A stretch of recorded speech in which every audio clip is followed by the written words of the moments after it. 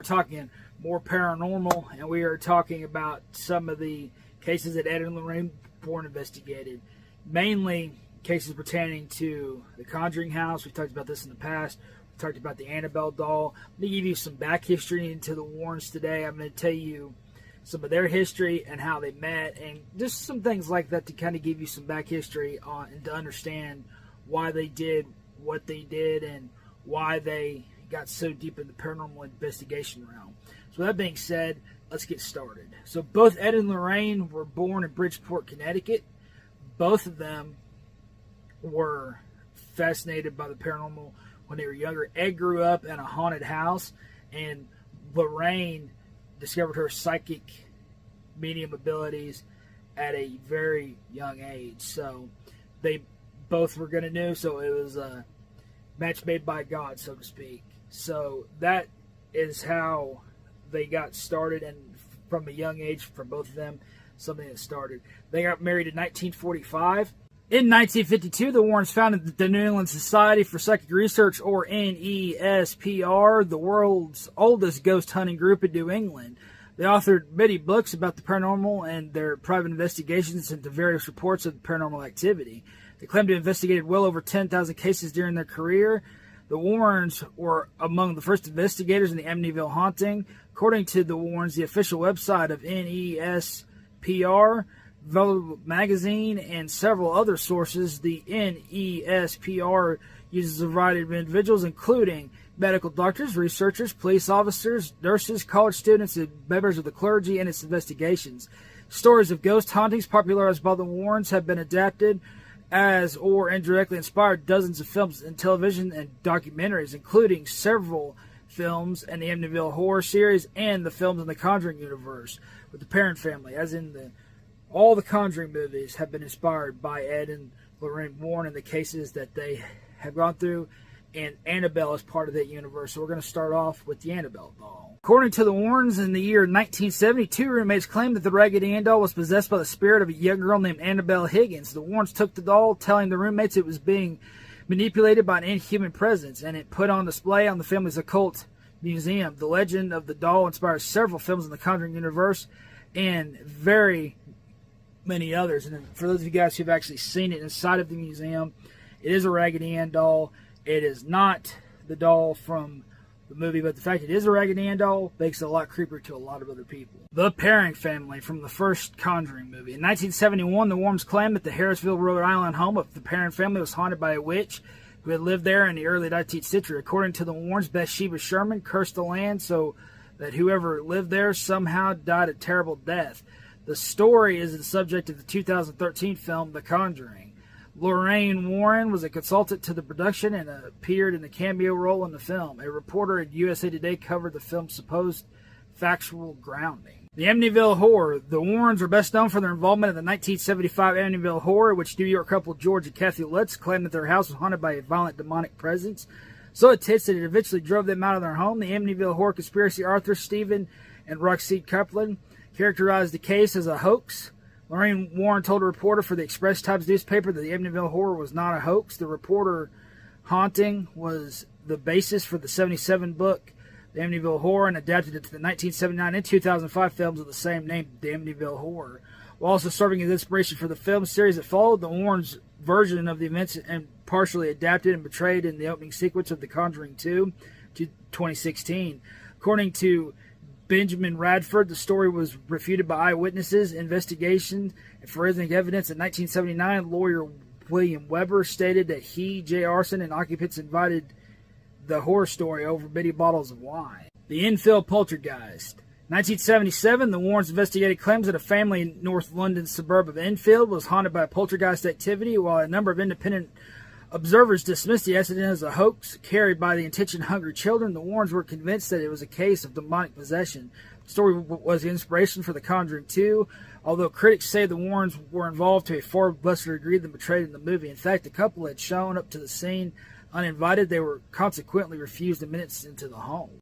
Gary Lyon Playfair, a parapsychologist who investigated the Enfield case alongside Marcy Gross, also says the film greatly exaggerated the Warrens' role in the investigation. He stated in 2016 that they turned up once and that Ed Warren told Playfair the Warrens could make a lot of money out of the case. He corroborated the claim that the Warrens were not invited to the Enfield house and that nobody in the family had ever heard of him until Ed Warren had turned up. The Devil in Connecticut by Gerald Brittle was republished as a movie tied to the release The Conjuring, The Devil Made Me Do It, based on the Warrens' real-life Connecticut case in 1981. Orange Cheyenne Johnson was accused of killing his landlord, Alan Bono. Ed and Lorraine had been called prior to the killing to deal with the alleged demonic possession of the younger brother of the Johnson's fiancée. The Warrens substantially claimed that Johnson was also possessed at trial. Johnson attempted to plead not guilty by reason of demonic possession, but was unsuccessful in his plea. This story serves as an inspiration to The Conjuring, The Devil Made Me Do It, 2021. The case was also described in 1983 book The Devil in Connecticut by Gerald Brittle. In 1986, Ed and Lorraine arrived and proclaimed the Stigger House, a former funeral home, to be infested with demons. The case was featured in the 1993 book In Dark Place, The Story of a True Haunting. TV film that later became part of the Discovery Channel series A Haunting was produced in 2002.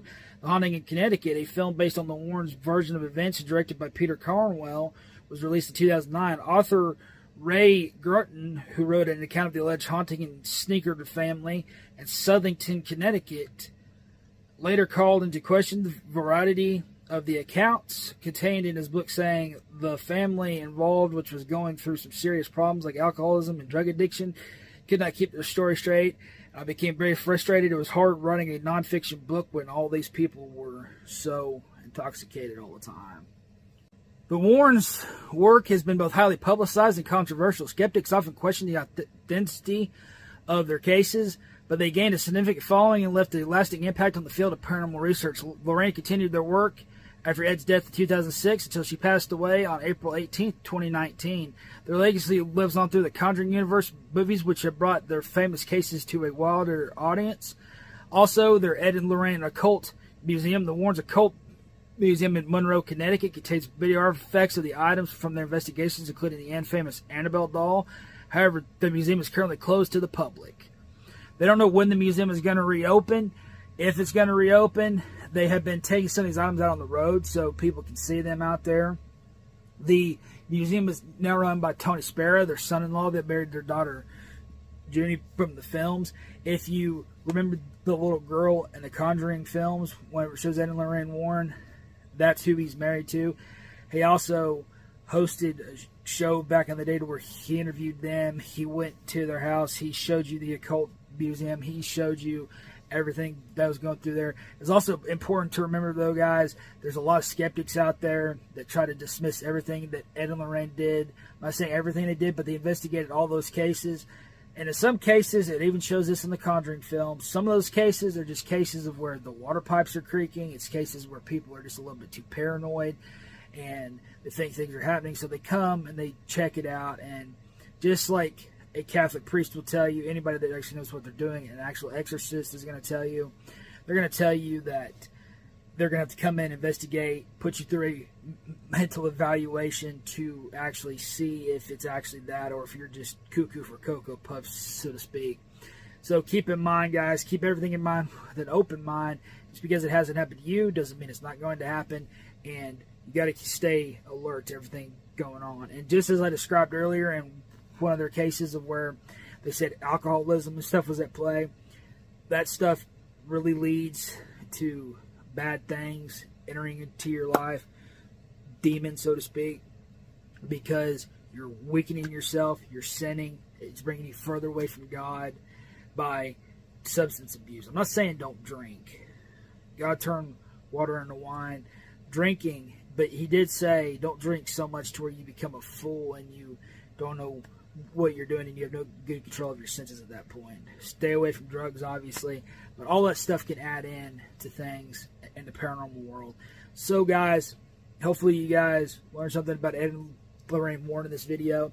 There's not a lot of details that are really known about them outside of their cases and their occult museum and things along those lines.